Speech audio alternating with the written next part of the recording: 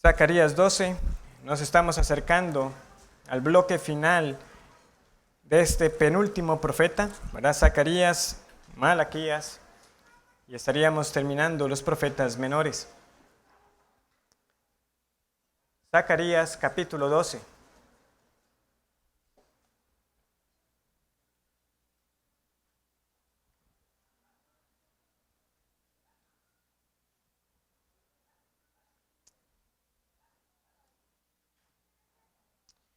Leo para ustedes los 3 primeros versículos. Vamos a estudiar de los versículos del 1 al 9. Dice así la palabra. Zacarías 12. Profecía de la palabra de Jehová acerca de Israel. Jehová, que extiende los cielos y funda la tierra, y forma el espíritu del hombre dentro de él, ha dicho: He aquí yo pongo a Jerusalén por copa que hará temblar a todos los pueblos de alrededor contra Judá, en el sitio contra Jerusalén. Y en aquel día yo pondré a Jerusalén por piedra pesada a todos los pueblos, todos los que se la cargaren serán despedazados. Bien que todas las naciones de la tierra se juntarán contra ella. Nuevamente, si usted no está familiarizado con el libro de Zacarías, le recuerdo que de las diferentes formas en que uno lo pudiera dividir, hay una que para mí es bastante fácil de seguir. Capítulos del 1 al 8 son profecías que tienen fecha y lugar. Capítulos del 9 al 14, esas profecías no tienen fecha. No sabemos dónde fueron dichas tampoco, aunque probablemente, ¿verdad?, fueron también pronunciadas en Jerusalén.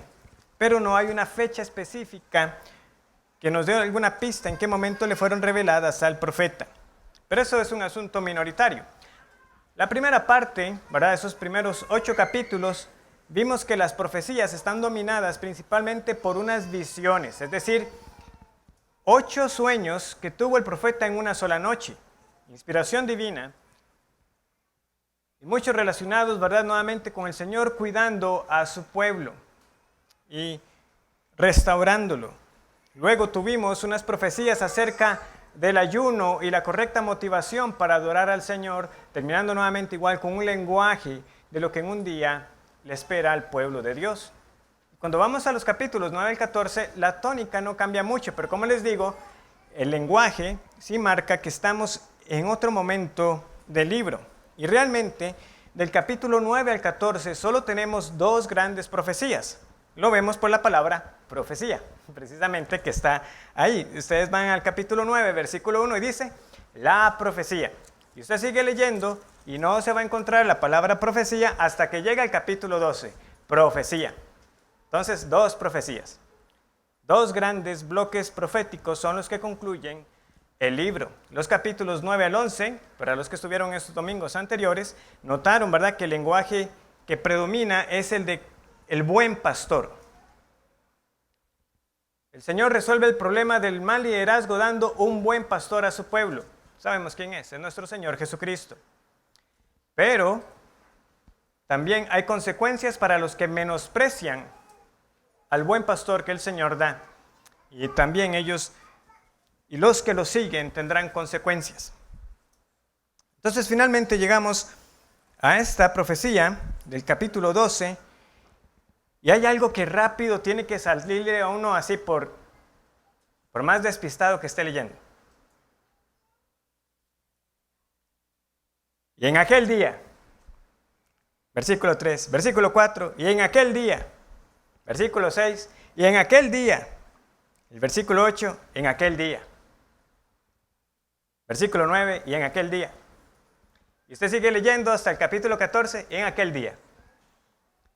Entonces, ¿para cuándo es esto? Para aquel día. ¿Cuál día? El día del Señor. El gran día del Señor. Sin embargo, cuando yo digo esto, nosotros debemos tener bien en cuenta, ¿verdad?, lo que nosotros a lo largo del estudio de las Escrituras entendemos de los últimos tiempos. Es decir, lo que yo no quiero es que en estos últimos 3 capítulos de Zacarías nos quedemos pensando que esto es simplemente para un futuro lejano. Entonces, qué bueno, estamos aprendiendo, pero eso es para un tiempo que no sabemos siquiera si vamos a estar vivos para verlo. No, nosotros vivimos en el ya, pero todavía no. Nosotros, de esto que el Señor instruye aquí, también hay para nosotros provecho, porque nosotros aguardamos también el gran día del Señor. Pero mientras ese día viene, nosotros tenemos ya acceso a esas promesas, un anticipo a las promesas, porque estamos en Cristo, en quien todas las promesas son en Él sí y amén. Y así tenemos que verlo. Por eso, he rogado al Señor que en medio de este lenguaje de batallas, de caballos, de guerras, nosotros veamos cómo podemos llevar esto no a un Israel físico, sino a la iglesia. Y si es para la iglesia, ¿cómo tiene que ver para nosotros hoy?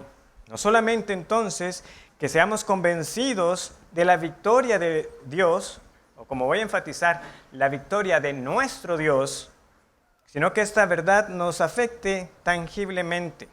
Y esa es mi oración. Bueno, habiendo dicho eso, entonces, vamos a abordar la primera sección de esta segunda gran profecía, viendo lo siguiente. La victoria de Dios, y vuelvo a insistir, para que veamos que es para nosotros, es la victoria de nuestro Dios, es segura por quien Él es. En segundo lugar, la victoria de Dios es segura contra los enemigos de Dios y de su pueblo. En tercer lugar, la victoria de Dios, que es segura, nos fortalece a nosotros. Y finalmente, la victoria de Dios, que es segura, lo llama usted al arrepentimiento. En primer lugar, entonces, veamos la victoria segura de nuestro Dios por quien Él es. Versículo 1 nuevamente. Profecía de la palabra de Jehová acerca de Israel. Jehová, que extiende los cielos y funda la tierra, y forma el espíritu del hombre dentro de él, ha dicho. Dios vence, nuestro Dios vence por lo que Él es. Él es el creador soberano. Él hizo todo lo que vemos y particularmente nos hizo a nosotros. Como nota, y ahorita vuelvo sobre ello, la palabra profecía ya también la conocemos. Esta palabra es carga, la carga de la palabra de Jehová, algo que cae sobre usted como un peso y tiene que decirlo. Pero este es Dios. Es que el Dios que ha dicho que va a hacer todo esto no es cualquiera, no es Baal, no es Astoret, no es Moloch, es Jehová de los ejércitos que hizo los cielos y la tierra. Él es quien ha hablado. Él sí tiene todo poder para llevar a cabo lo que ha prometido.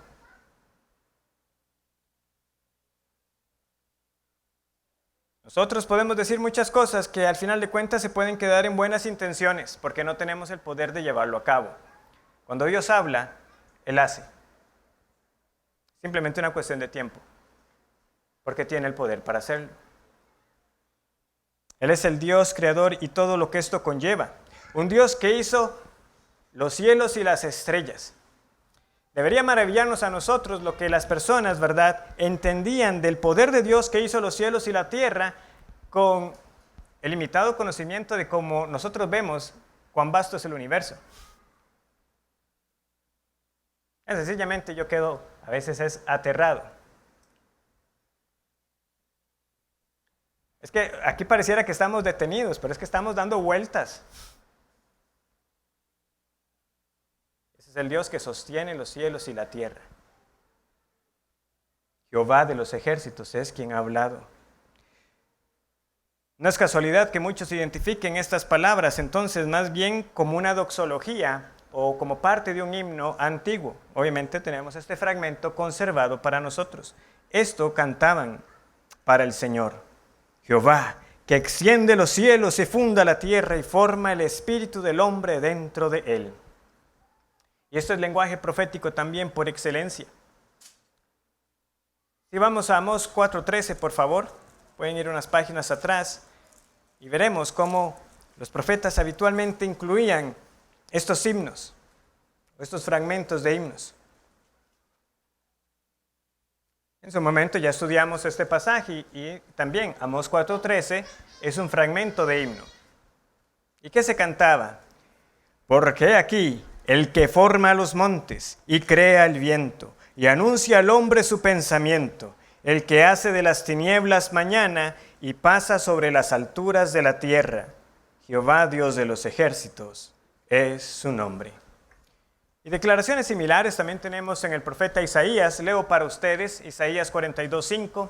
Así dice Jehová Dios, creador de los cielos y el que los despliega, el que extiende la tierra y sus productos, el que da aliento al pueblo que mora sobre ella y espíritu a los que por ella andan. O ahí mismo en Isaías capítulo 44, versículo 24. Así dice Jehová tu Redentor, que te formó desde el vientre. Yo, Jehová, que lo hago todo, que extiendo solo los cielos, que extiendo la tierra por mí mismo. No ocupo ayuda. Yo todo lo hago, dice el Señor, el que te formó desde el vientre. Y yo quiero que notemos eso, ¿verdad? Que está presente en este himno. Voy a extenderme un poco acá, sin esperar desviarme mucho del centro del sermón. Que notemos cómo el Señor dice, ¿verdad?, que Él es el que forma el espíritu del hombre dentro de él. Esto afirma la naturaleza del ser humano como cuerpo y alma. Y esta es una afirmación importante en los días tan materialistas que vivimos, donde muchos niegan tal cosa, que hay un alma. De hecho, unos quieren reducir todo, todo lo que sentimos, a simplemente reacciones físicas o químicas, o a comportamientos evolutivos, ¿verdad?, adquiridos supuestamente a través de millones de años. Otros sí están dispuestos a admitir que existe el amor, la razón, la lógica, incluso hasta el karma y la buena vibra, pero no un espíritu, y que todo acaba con la muerte. Sin embargo, ese no es el testimonio de la Escritura. Dios dice que ha formado el alma. Particularmente, se toma, ¿verdad?, el cuidado, el énfasis en Génesis capítulo 2 para decirnos que cuando Dios formó al hombre del polvo de la tierra, sopló en él el aliento de vida y fue entonces el hombre un ser viviente. O también podríamos traducir un alma viviente. Por lo que este pasaje nos recuerda esta naturaleza espiritual del hombre y además también nos arroja luz acerca de lo que entendemos del origen del alma. Porque esto también a veces ha sido tema de discusión. ¿En qué momento está el alma en el hombre? Algunos a veces han pensado que pudiera ser que hay como un conjunto de almas preexistentes, ¿verdad? Y es concebido una persona y entonces Dios como que toma. Eso no lo enseña la Escritura. Otros abogan por un traducianismo, como que esa alma es derivada, ¿verdad?, de los padres. Pero yo creo que el pasaje es bastante claro acerca de la postura que parece ser más consistente con la Escritura, de que el alma sigue siendo un acto creativo de Dios que se da en la concepción del ser humano. Dios forma el espíritu del hombre dentro de él. ¿Pero por qué menciono todo esto? ¿Por qué enfatizar el hecho de que el Dios que habla, que va a hacer todo esto, no solamente ha hecho los cielos y la tierra, sino que ha formado también el alma dentro de nosotros? Bueno, Cristo creo que lo dice bastante claro. Y no temáis a los que matan el cuerpo, mas el alma no pueden matar. Temed más bien a aquel que puede destruir el alma y el cuerpo en el infierno. Mateo 10, 28. Sí, el Dios que ha hablado es el Dios que debe ser temido, porque tiene el poder de hacer todo esto. Por eso es una carga, por eso es algo que debería estar en aquellos que, aunque puedan entender que han sido salvados del juicio de Dios, hay personas que deben escuchar esto. Vea lo que ha dicho Dios, el que hizo su alma y el que lo puede condenar también. El fin que le espera a todos aquellos que van a oponerse neciamente, que piensan que puede ganarle a Dios. ¿Qué posibilidades tenemos ante Él?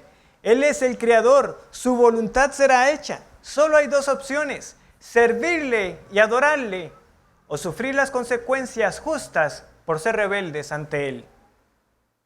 Este es el Dios que habla y nosotros debemos escucharlo.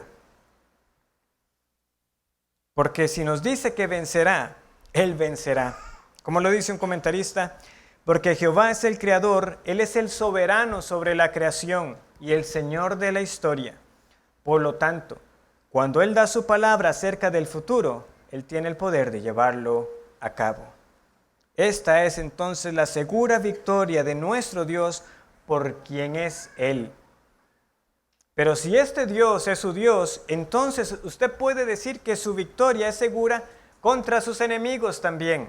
Vean cómo continúa el pasaje. Versículo 2.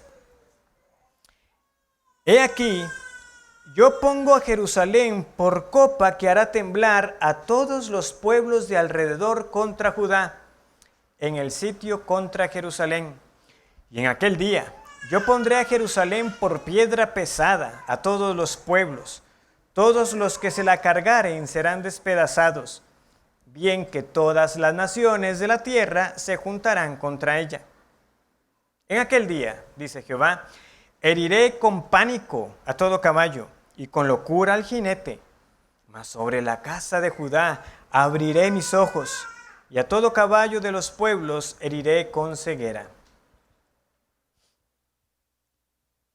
El Señor vencerá a todos los pueblos, aun si se juntaran contra Él. Ustedes ven lo que dice, ¿verdad? Al final el versículo 3, bien que todas las naciones de la tierra se juntarán contra ella, contra Jerusalén. Entendiendo, ¿verdad?, donde mora el Señor. Pero ¿qué es esto? Que el Señor utiliza a su pueblo para vencer.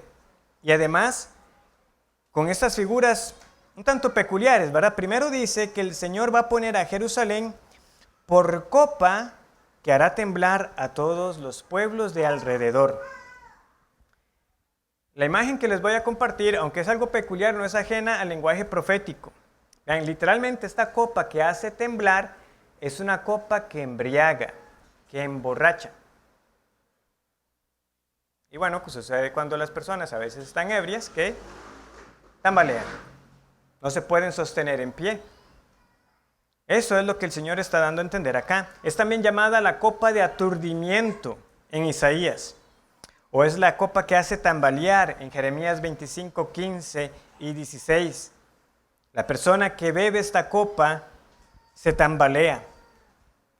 Y por lo tanto, con la figura aquí completa de las naciones, ¿verdad?, bebiendo de esta copa, que Jerusalén es puesta por esta copa, entonces, ¿qué es lo que pasa?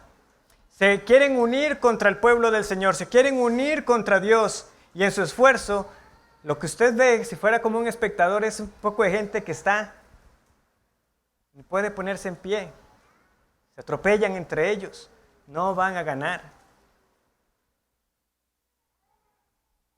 También nos dice el Señor que va a poner a Jerusalén como una piedra pesada. Dice, yo pondré a Jerusalén por piedra pesada a todos los pueblos. Todos los que se la cargaren serán despedazados. Va a ser una piedra tan pesada que más bien uno se va a hacer daño. ¿A cuánto les ha pasado que quieren alzar algo y resulta que era más pesado de lo que imaginaban y la espalda? Se hizo daño, ¿verdad? Bueno, pues algo así es lo que se nos está tratando de dar a entender aquí.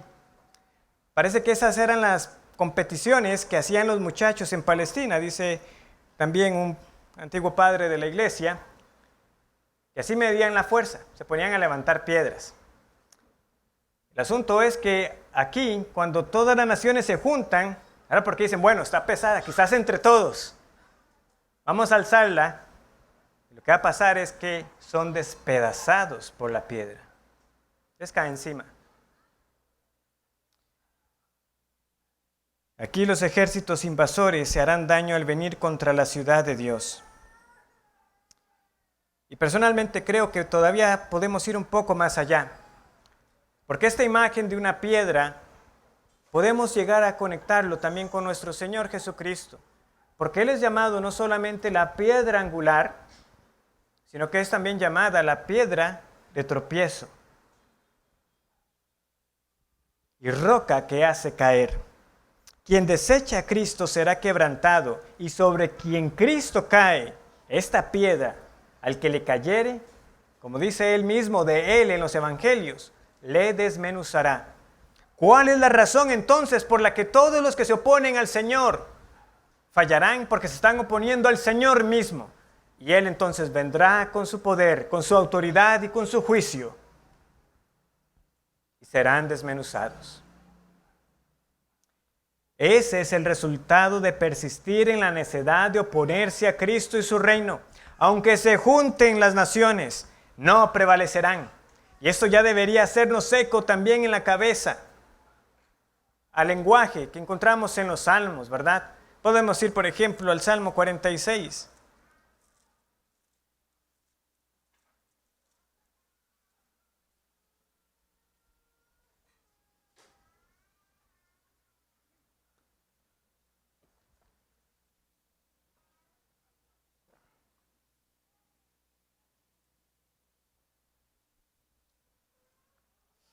Versículo 4 dice, del río sus corrientes alegran la ciudad de Dios, el santuario de las moradas del Altísimo. Dios está en medio de ella, no será conmovida. Dios la ayudará al clarear la mañana. ¿Y qué dice? Bramaron las naciones, titubearon los reinos, dio él su voz, se derritió la tierra. Jehová de los ejércitos está con nosotros, nuestro refugio es el Dios de Jacob. ¿Cuánto lo leyeron con música? Salmo 2.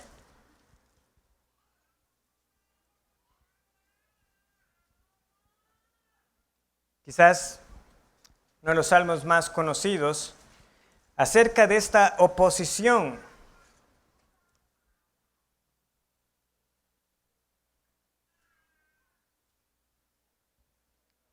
Aunque se junten todos, no podrán. ¿Por qué se amotinan las gentes? Y los pueblos piensan cosas vanas. Se levantarán los reyes de la tierra, y príncipes consultarán unidos contra Jehová y contra su ungido, diciendo, rompamos sus ligaduras y echemos de nosotros sus cuerdas. El que mora en los cielos se reirá, el Señor se burlará de ellos. Luego hablará a ellos en su furor, que los turbará con su ira. Pero yo he puesto mi rey sobre Sión, mi santo monte. Yo publicaré el decreto. Jehová me ha dicho, mi hijo eres tú, yo te engendré hoy. Pídeme y te daré por herencia las naciones, y como posesión tuya los confines de la tierra. Los quebrantarás con vara de hierro, como vasija de alfarero, los desmenuzarás. Por eso es la exhortación a las personas, a los reyes y las naciones. Sean prudentes, admitan amonestación. Se están oponiendo al Hijo de Dios, al Rey que Dios ha puesto sobre Sión. Él vendrá con vara de hierro y los desmenuzará. Honren al Hijo y confíen en Él. Esa es la respuesta sensata. Además, quiero que notemos algo, volviendo a Zacarías 12. Es que si bien es cierto, ¿verdad?, que los versículos 2 y 3 dan cierta participación al pueblo, ¿verdad? Son instrumentos del Señor, es como una copa, son como una piedra pesada. En realidad, en el fondo, ¿por qué gana el pueblo? ¿Por qué? ¿Lo vieron en el versículo 4? En aquel día, dice Jehová, heriré. ¿Quién? Él. Yo heriré con pánico a todo caballo y con locura al jinete. Mas sobre la casa de Judá abriré mis ojos, y a todo caballo de los pueblos heriré con ceguera. Es Dios quien lo hace todo, en el fondo. De nuevo, la confianza de ellos no tenía que estar en ninguna destreza militar, no tiene que estar en nosotros hoy, porque es para nosotros esto, de que la causa del Señor va a prevalecer a causa de nuestras fuerzas militares, de que tenemos que reunirnos con caballos, tanques de guerra. Estaríamos perdiendo el sentido del pasaje. El Señor está diciendo, yo soy el que les doy la victoria. Vean el contraste. Mientras Él hiere con ceguera a los caballos de los enemigos, ¿Qué es lo que Él hace sobre su pueblo? Sobre su pueblo Él abre sus ojos. Hermanos, el Señor cuida de nosotros. De nuevo, esto es lenguaje para que nosotros entendamos. Sí, Él está en todas partes, pero hay una atención particular sobre los que son suyos, como si estuviera viéndonos. De nuevo, podemos entenderlo. Padres, abuelos, están atentos. ¿Dónde está el chiquito? Sus ojos bien abiertos. Bueno, pues Dios cuida de nosotros. Y los enemigos cegados. Es de Él la batalla, es de Él la victoria. Hermanos, no lo olvidemos, Él vela por nosotros. Cuando vengan las dificultades y las aflicciones, los ojos de Dios están sobre su pueblo. Él vencerá para su propia gloria, pero también porque cuida de nosotros. Si algo debe enseñarnos Zacarías, en todos estos capítulos que hemos estudiado por tantos meses, es que Él es muro de fuego alrededor de nosotros, que el que se mete con su pueblo está tocando la niña de su ojo, que Él es como si fuera un guarda que está haciendo rondas de seguridad alrededor para no permitir que nadie pase contra nosotros. Ese es nuestro Dios. No tenemos razón para afanarnos, para estar inquietos por las circunstancias políticas o económicas o quienes se quieran levantar contra Él. Es que aunque se junten las naciones, Dios vencerá. Y esto entonces debe animarnos y debe fortalecernos. La victoria de nuestro Dios es nuestra fortaleza. Vean lo que siguen expresando los demás versículos. Zacarías capítulo 12, versículo 5.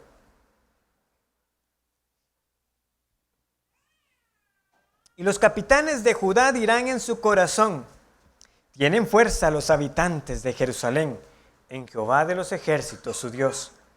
En aquel día pondré a los capitanes de Judá como brasero de fuego entre leña y como antorcha ardiendo entre gavillas, y consumirán a diestra y a siniestra a todos los pueblos alrededor. Y Jerusalén será otra vez habitada en su lugar en Jerusalén. Y librará Jehová las tiendas de Judá primero, para que la gloria de la casa de David y del habitante de Jerusalén no se engrandezca sobre Judá.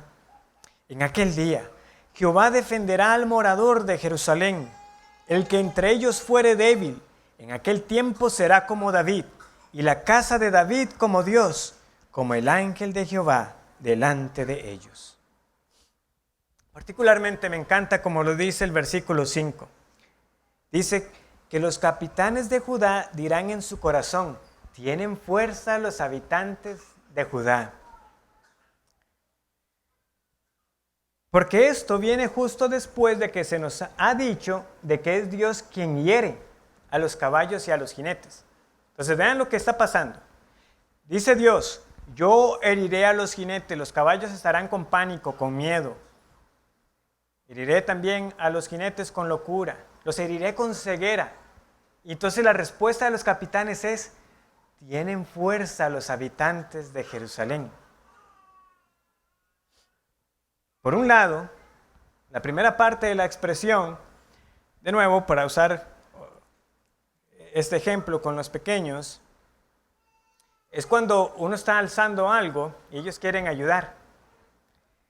Y uno, bueno, está bien, ayude, ¿verdad? Y van ayudando, supuestamente, y lo pone y uno les agradece. ¡Qué fuerte! Sí, ¿verdad? Estoy fuerte. Usted sabe que la colaboración de ellos no hizo diferencia.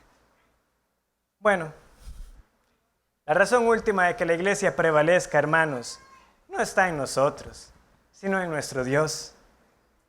Los capitanes de Judá dirán en su corazón: tienen fuerza los habitantes de Jerusalén en Jehová de los ejércitos su Dios. Ahí es donde radica la razón de nuestra fuerza, no en nosotros, sino en nuestro Dios. Él es el poderoso, Él es el fuerte de Israel. Tenemos a un Dios Padre defensor, tenemos a Cristo como cabeza de la iglesia y al Espíritu Santo que mora en cada creyente. Esa es la razón por la que la iglesia sigue en pie hasta hoy. Por eso no dice solamente, tienen fuerza los habitantes de Jerusalén. No, tienen fuerza en Jehová de los ejércitos, su Dios. ¿Es este Jehová su Dios? ¿Puede usted decir con los capitanes de Judá en su corazón, tenemos fuerza en nuestro Dios? El resto del lenguaje entonces pone de manifiesto cómo es que el Señor fortalece a su pueblo, cómo nosotros somos capacitados para pelear la buena batalla. Nos dice que somos nosotros como brasero de fuego entre leña.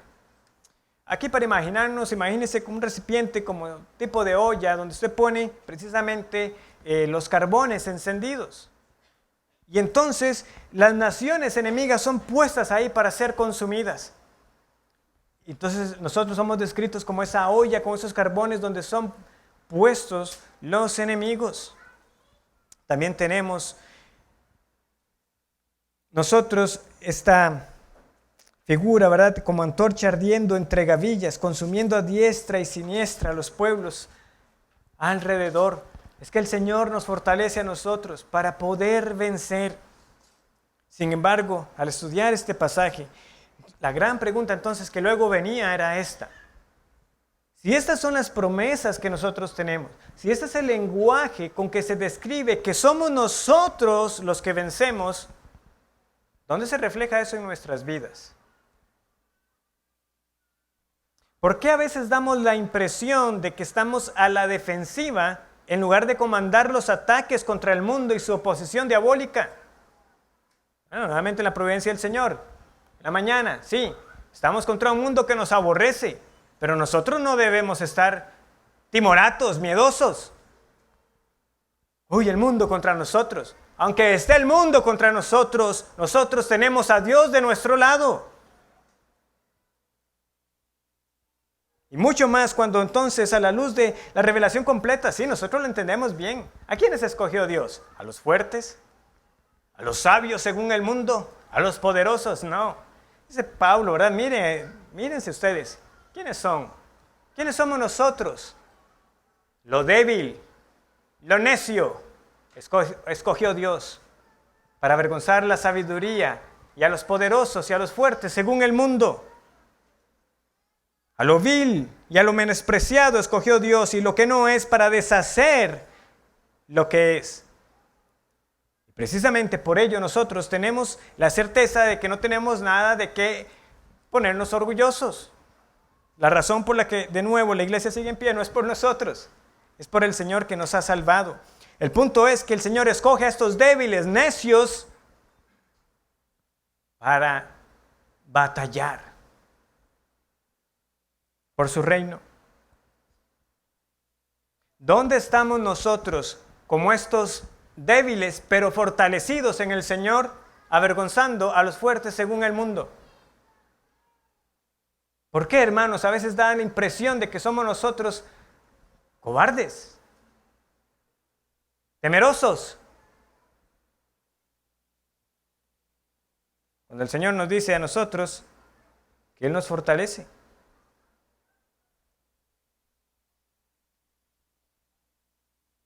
Ven el versículo 8, como lo expresa. Aquel día Jehová defenderá al morador de Jerusalén. El que entre ellos fuere débil, o sea, el más débil de todos, es lo que quiere dar a entender, el más débil será en aquel tiempo como David, y la casa de David como Dios, como el ángel de Jehová delante de ellos. Tal es la manera en la que Dios nos fortalece, de modo que hasta el más débil será como David. Aquí la pregunta que hay que hacerse, ¿cómo era David? ¿Cómo debemos entender la expresión? ¿Qué fue lo que pasó cuando, en este capítulo tan conocido de David contra Goliat, él se presenta a la batalla? Ahora dice David, yo voy a pelearlo, es Saúl. No podrás tú ir contra este filisteo para pelear con él, porque tú eres muchacho, y él un hombre de guerra desde su juventud. Es decir, su apariencia al verlo era como, no, ¿verdad? No. Luego se nos describe la escena, ¿verdad?, de que David intenta caminar con la ropa de Saúl. Se pone la coraza, el casco, y dice que intentó, ¿verdad? Probó andar con eso, pues se lo tuvo que quitar. Él dijo, yo eso no lo sé usar, no lo he utilizado. Pero lo interesante es lo que David respondió en aquella ocasión. Vamos a 1 de Samuel, capítulo 17.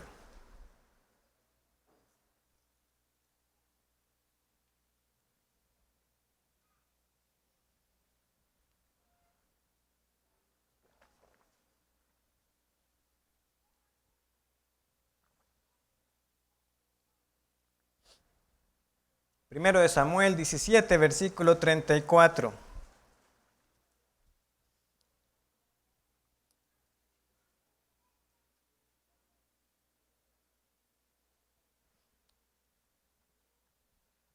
Y David respondió a Saúl,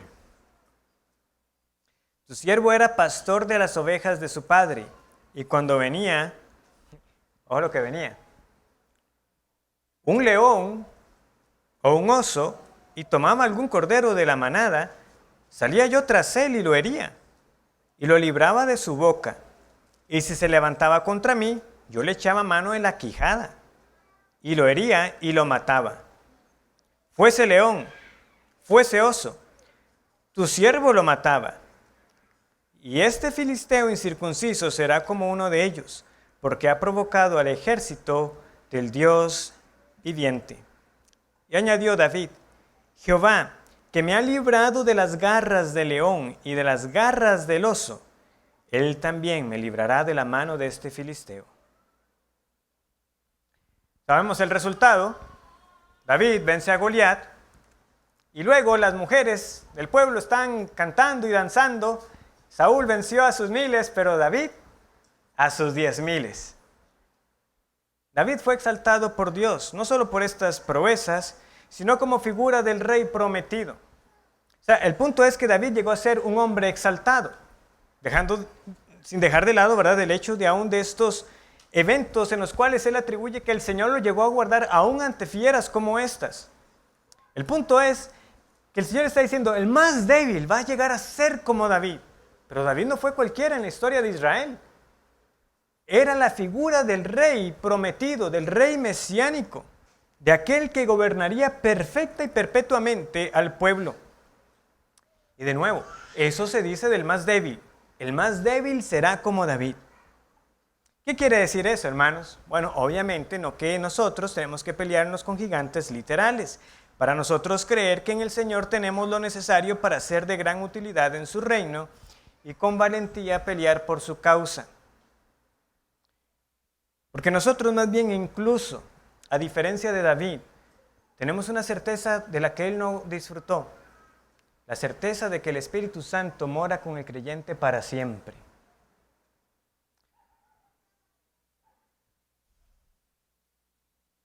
Hermanos, sería un error concluir que esta profecía solo tiene que ver con la gran victoria en el gran día del juicio final del Señor. Nosotros que vivimos en el ya, pero todavía no, tenemos un anticipo de estas bendiciones, como les dije al inicio. Y como creyentes, no hemos sido llamados a vivir en una actitud derrotista, sino que debemos ser tales valientes de poder expresarnos como David, de que el Señor nos librará ante las acechanzas de este mundo. No necesariamente que nuestra vida la preservará en cualquier circunstancia, si llegara la persecución. Pero el asunto es que podemos gozar de tal confianza, porque de nuestro lado nuevamente está Jehová, Dios de los ejércitos. Eso es lo que David pudo ver en aquel momento. Ese filisteo vendrá a ser como una de esas fieras. El Señor me lo puede entregar. Y nosotros entonces, ante la rebelión del mundo, ante las dificultades en testificar a nuestros familiares, en el trabajo, que todas estas empresas que están también uniendo su causa, ¿verdad?, para bombardearlo a uno con todas estas ideologías contrarias al Señor, ¿dónde estamos nosotros valientes? Pero estamos como a veces si estuviéramos nosotros arrinconados, pero no. Se requiere de diligencia y determinación, porque también Cristo dijo en una ocasión que el reino de los cielos sufre violencia, y los violentos son los que lo arrebatan, los que lo conquistan por la fuerza. Y yo entiendo el pasaje de esa manera. Se requiere valentía. Por algo el Señor mismo dice, esforzaos en entrar por la puerta estrecha. El reino de los cielos es para los valientes. Pero cuando usted se ve, no hay razón para uno ser valiente en uno mismo. Pero sí en las fuerzas que el Señor le da. Y de nuevamente entender de que en Él la victoria es segura. Podemos tener tal confianza. Sí, para considerar que por débiles que seamos, el Señor da los recursos y fuerzas espirituales para ser como David. ¿Y por qué? Bueno, si todavía nos hiciera falta, resulta que a la cabeza de la iglesia no va David, va uno mejor que David. Porque dice el versículo 8, que en aquel tiempo, ¿verdad?, el más débil será como David, y la casa de David como ¿quién? Como Dios, como el ángel de Jehová delante de ellos. Y en efecto así es. Al frente de la iglesia va uno como Dios. Va el ángel de Jehová. ¿Qué es Jehová? ¿Qué es Cristo? Verdadero Dios y verdadero hombre. Hermanos, Cristo va a la cabeza. ¿Quién es este ángel de Jehová sino Jehová? Él es el Hijo. Él es el rey mesiánico del linaje de David. Él va a la cabeza. Él es el autor de nuestra fe. Una expresión que indica que Él va liderando. Él va guiando a las tropas. Va al frente. Él es el que abre los muros, como también decía Miqueas. Él abre brecha. Él rompe el camino para que nosotros vayamos tras Él. Ese es nuestro Señor Jesucristo. Cristo es mejor que David. Y esto nos debe alentar porque Cristo triunfó donde sabemos que David falló. Y por medio de Él somos más que vencedores. Estamos experimentando entonces nosotros la victoria sobre este sistema diabólico del mundo. Estamos viendo la victoria sobre el pecado y la tentación. Hoy que apropiadamente celebramos la cena, yo le pregunto, ¿sobre cuál pecado o circunstancia ha visto esta fuerza del Señor en su vida? ¿O está usted tropezando miserablemente en ese mismo pecado?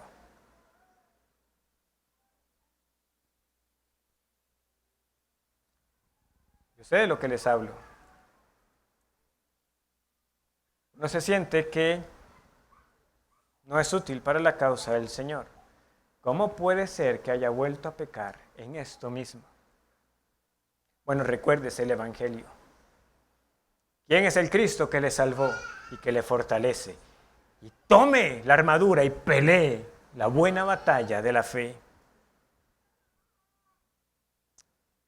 Finalmente, la victoria de nuestro Dios es para que nos arrepintamos hoy. Versículo 9.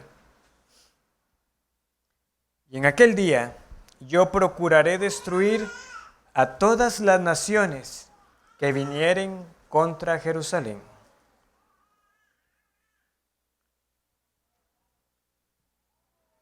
Dios le anuncia a usted que Él gana para que se arrepienta hoy. No olvidemos que sí habrá un día de Jehová. Un día donde ya no habrá más oportunidad para el arrepentimiento. Un día donde en efecto será desmenuzado. Pero Dios se lo está diciendo hoy, para que se arrepienta hoy. Nuevamente les reitero, ¿cómo se describe estas profecías? Como la carga de la palabra de Jehová. Es un peso que estaba en el profeta y que debe estar sobre nosotros.